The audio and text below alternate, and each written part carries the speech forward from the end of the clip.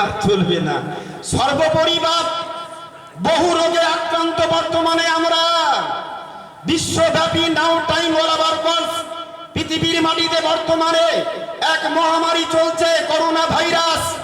আমি আলমগীর হোসেন বলি, করোনা ভাইরাসে পৃথিবীর মানুষ যত না ক্ষতিগ্রস্ত হয়েছে, যত না অদৃষ্ট, যত বিপদের সম্মুখীন হয়েছে, তার থেকে লক্ষ লক্ষ গুণ বেশি ক্ষতিকারক মানুষ হয়েছে, সমাজ বেশি ক্ষতির জায়গায় গিয়েছে। সেটা হচ্ছে মোবাইল ভাইরাস। মোবাইল ভাইরাসে দেশ, সমাজ, গ্রাম, শহর সর্বত্রই আরো বেশি মানুষ আক্রান্ত হয়েছে, সমাজ বেশি ক্ষতিগ্রস্ত হয়েছে। বক্তব্যের সূচনা, এবার বক্তব্য মূল জায়গাতে আমি চলে যাব, যে বিষয় বলতেছিলাম। ফেরেশতা বলছে আল্লাহ হলো না, এবার কি করব? দুটো প্রশ্নে ছাঁটাই করতে পারলাম না, তাই নাকি? পারলে না? 3 নাম্বার প্রশ্ন করো, দেখবে ক্লিয়ার। আমি উত্তরখানা কেবল বলছিলাম, একটা মঞ্চে 3 নাম্বার প্রশ্ন। মাকুন্তা তাকুলো ফিসানে হাক্কে হাজার রাজুল হাজার দিস ওয়ার দ্যাট। ইংরেজিতে দুটো আপনার গ্রামার প্রিপজিশন শব্দ আছে, একটা দিস ওয়ার দ্যাট। দিসটা নিকটের জন্য, দ্যাটটা দূরের জন্য। জালিকা হাজার, জালিকা হাজার, জালিকা দূরের জন্য আর হাজার নিকটের জন্য। আল্লাহ রাসূল হাদিস পাকে বলেছেন, ফেরেশতা প্রশ্ন করবে মাকুন্তা তাকুলো ফিসানে হাক্কে হাজার রাজুল। প্রত্যেক কবরে, শ্মশানে, মাঠে ঘাটে যেখানে ফেরেশতা প্রশ্ন করবে বান্দা বান্দিকে, হিন্দুর প্রশ্ন হবে, মুসলমানের প্রশ্ন হবে, খ্রিস্টানের প্রশ্ন হবে, ইহুদি নাসারার প্রশ্ন হবে, মানব জাতির প্রশ্ন হবে, সবাইকে প্রশ্ন করবে এই ব্যক্তি সম্পর্কে পৃথিবীতে তুমি কি বলতে। নবী আমার প্রত্যেক মুর্দার নিকটে বিশ্ব নবী আমার হাজির হবে। জোরে বলুন সুবহানাল্লাহ। আপনার ব্রেন যাদের খুব চালাক, চতুর, মেধা শক্তিমান, বুদ্ধিমান লোক বলবে আলমগীর সাহেব এই কথাটা বিজ্ঞানের যুগে মানতে পারলাম না।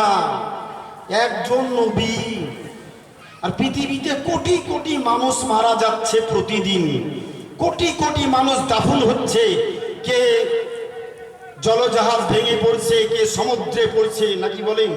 কোটি কোটি মানুষ, একজন নবী আর কোটি কোটি মানুষের নিকটে ফেরেশতা প্রশ্ন করছে একজন নবী কেমন করে প্রত্যেক মৃত ব্যক্তির নিকটে হাজির হয়। বিজ্ঞানের যুক্তিতে এটা অসম্ভব, অতএব মানা যাবে না। আপনার দলিলটাও মানতে পারলাম না। প্রশ্ন করবেন আপনি, আপনার বেন বলছে, প্রশ্ন করাটাই স্বাভাবিক। উত্তরটা আপনার আমার কাছে ছোট্ট করে একটু বলে দিই, না বলবো না? আচ্ছা, আগের সময় আমি এই প্রশ্ন যিনি করলেন ওনাকে জিজ্ঞেস করছি, আচ্ছা ভাই হাতের ঘড়িটা, বিয়েটা কবে করেছেন? বলে 42-43 বছর হলো। তখন যখন বিয়ে করেছিলেন শ্বশুর আপনাকে কি দিয়েছিল যৌতুক হিসাবে? তখন আর কি দিবে, গরিবী অবস্থা, একটা ঘড়ি আর হচ্ছে 35 টাকা দামের একটা রেডিও। আচ্ছা, আমি বললাম ওই আপনার ঘড়ি আর রেডিও এর ভিতরে এই প্রশ্নের উত্তর ঢুকানো আছে। বলে কেমন করে? সন্ধ্যা 7:35 রেডিওর কানটা মুলে দেন, শ্বশুরের বাড়ির দেওয়া ঘড়ির টাইম 7:35, আর শ্বশুরের বাড়ির দেওয়া যৌতুকে রেডিও কানটা মুলে দেন, পিপ পিপ পিপ পিপ পিপ পিপ পিপ পিপ 5 বার করার পর 6 নম্বরে লম্বা পিপ টান দেওয়ার পরে বলছে নমস্কার, আমি সংবাদ পড়ছি তরুণ দত্ত। বলে না? তা তো বলে হুজুর, আমার বাড়িতে সংবাদ দিল তরুণ দত্ত, বীরভূমে সংবাদ দিল তরুণ দত্ত, জলপাইগুড়িতে সংবাদ দিল তরুণ দত্ত, কোচবিহারে সংবাদ দিল তরুণ দত্ত, মেদিনীপুরে সংবাদ দিল তরুণ দত্ত, বাঁকুড়ায় সংবাদ দিল তরুণ দত্ত, কলকাতায় সংবাদ দিল তরুণ দত্ত, 24 পরগনায় সংবাদ দিল তরুণ দত্ত, পশ্চিমবঙ্গের 23টি জেলায় টাইম 7:35 না 34 না 36? জোরে বলুন সুবহানাল্লাহ। 34 না 36? Just time 7:35। 7:35 একটা অমুসলিম হিন্দু তরুণ দত্ত কলকাতা কাচের ঘরে বসে বেতার কেন্দ্রের প্রতিভায়, আনোস্ফিয়ার তরঙ্গের পাওয়ারে, স্যাটেলাইটের পাওয়ারে একজন তরুণ দত্ত সেকেন্ডের মধ্যে, মিনিটের মধ্যে যদি 23টা জেলার বাড়িতে, মাঠে, ঘাটে, জঙ্গলে যে যেখান থেকে রেডিওর কান মুলেছে ওই জায়গাতে যদি তরুণ দত্ত হাজির হতে পারে, ওটা যদি বিজ্ঞানের যুক্তিতে সম্ভবটা হয়, যার জন্য আল্লাহ তাআলা বিশ্ব জগৎকে তৈরি করেছেন, যাকে সৃষ্টি না করলে আসমান তৈরি করতেন না, জমিন তৈরি করতেন না, যার সম্পর্কে আল্লাহ পাক বলেন কুনতু কানজান মাখফিয়া, আমি গুপ্ত ধন ছিলাম। আল্লাহ পাক বলেন হাদিসে কুদসি, আমি গুপ্ত ধন ছিলাম, আমি গোপন ছিলাম। আল্লাহ বলছে আমি গোপন ছিলাম। ফাহবাতু আন আরাফা, ইচ্ছা করলাম প্রকাশিত হব। আমি গোপন ছিলাম, ইচ্ছা করলাম প্রকাশিত হব, ইচ্ছা করলাম প্রকাশিত হব। ফাখালাকতুল খালকা, আমি একটা বস্তু তৈরি করলাম। ফাআরাফা বিহি, পৃথিবীর মাটিতে আমি স্রষ্টা মাহবুদ প্রকাশিত হলাম। এই হাদিসের ব্যাখ্যা নবী আমার বলছেন, যেই বস্তু তৈরি করার পূর্বে আল্লাহ কাউকে তৈরি করেননি, নিজে প্রকাশিত হননি, ওই বস্তুটা কি জানো? আব্বানু মা খালাকাল্লাহু নূরি, ওই বস্তু অন্য কিছু নাই, ওই বস্তু হচ্ছে আমার নূর। আমার নূরকে তৈরি করার পূর্বে আল্লাহ বিশ্ব জগৎ কোনো বস্তু তৈরি করেনি, নিজেকে আল্লাহ প্রকাশ করেননি। আমার নূরকে তৈরি করার পর আল্লাহ প্রকাশিত হলেন। আমার নূর তৈরি না করলে আল্লাহ নিজে প্রকাশিত হতেন না। কথা বুঝলেন না হাদিসটা আমার? আমি খুব সহজ ভাষী, পরিষ্কার ভাষী, যদিও আমাকে খুব অল্প সময়ের মধ্যে সভা শেষ করতে হবে। হুজুর কিবলা আছেন, উনার ট্রেন আছে, 2টো না 2:30টার সময় ট্রেন আছে, উনাকে আবার ট্রেন ধরতে হবে, উনি কিষানগঞ্জ যাবেন আগামীকাল। আমার অভ্যাস চরম খারাপ, ন্যূনতম 3 ঘন্টার পূর্বে আমার বক্তব্যের লাইনটাই ঠিক আছে না, সব স্টেজে কম করে 3 ঘন্টা। আমি বহুজনকে বলি বাপ, টাকা একটু কম দিলে দিয়ে, কিন্তু সময়টা 3 ঘন্টা দিয়ে দিন, নাহলে জিয়াবত করেন না। সর্বোপরি সহজ সরল ভাষায় আমি যেই কথাটা আপনাকে বলতেছিলাম, বিশ্ব নবী আমার বললেন বস্তুটা অন্য কিছু নয়, বস্তুটা হচ্ছে আমার নূর, যাকে সৃষ্টি না করলে আল্লাহ বিশ্ব জগৎ তৈরি করতেন না।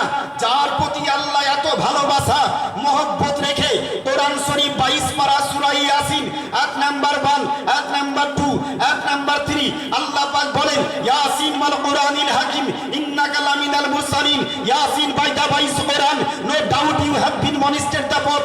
নবী গো, আমি আল্লাহ তোমার প্রতি বিজ্ঞানময় কোরআন, দর্শনময় কোরআন, ভূগোলময় কোরআন, তোমার প্রতি কোরআন অবতীর্ণ করেছি। এই কোরআনের ভিতরে পৃথিবীর সব জ্ঞান ঢুকানো আছে, বিজ্ঞান আছে, দর্শন আছে, ইতিহাস আছে, ভূগোল আছে। কেননা আল্লাহ পাক বলেছেন আর রহমান আল্লামাল কোরআন, রহমান ने अपने महबूब को कुरान सिखाया। জোরে বলুন সুবহানাল্লাহ। আল্লাহ বলছে আমি আল্লাহ নবীকে নিজের হাতে 30 পারা কোরআন শিখিয়েছি। আমি দিনাজপুর থেকে জালসা করে আসছি, সারা রাত্রি জাগা, স্টেট গাড়িতে সকাল চেপেছি 4:30টার সময়।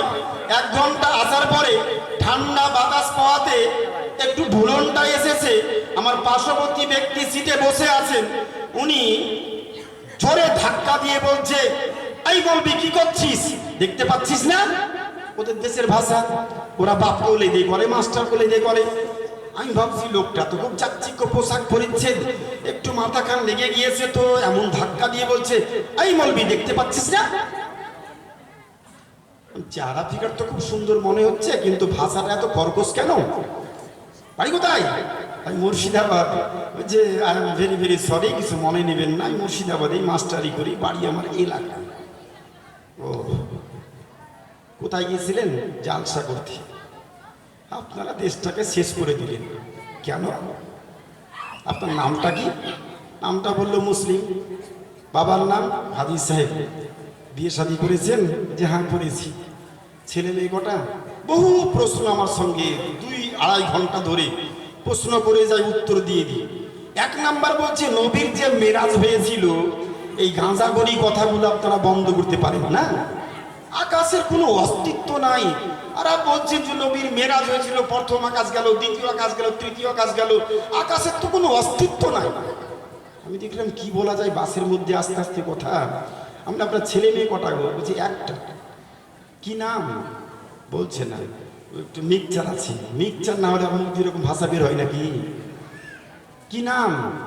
বলছে আমার স্ত্রী সিঁদুর পরা তো, আর আমার নাম ইসমাইল, স্ত্রী সিঁদুর পরা, তো দুটো মিক্সচার করে নামটা রেখেছি কৃষ্ণ মোহাম্মদ।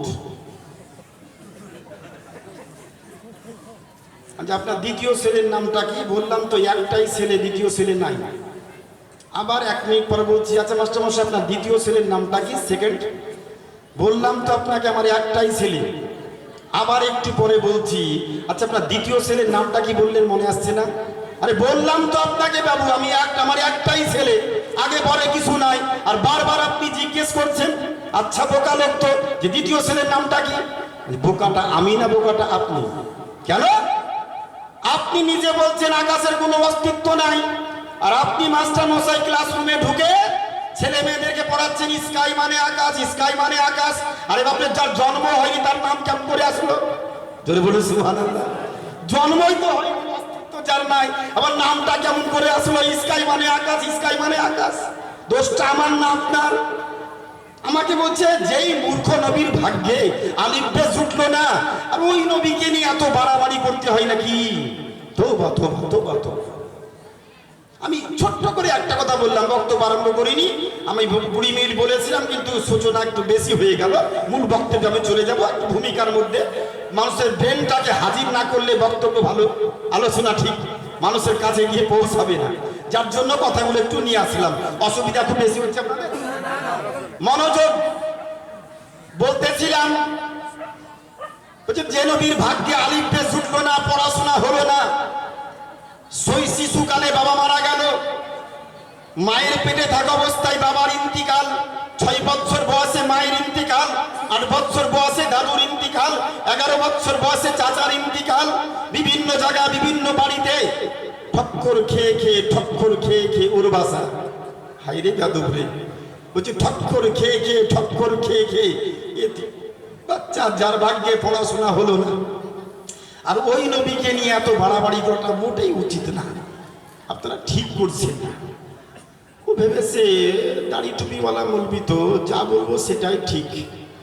তা আমি একটু মিক্সচার আছি, ওটা বুঝতে পারিনি। আপনি কি করেন গো?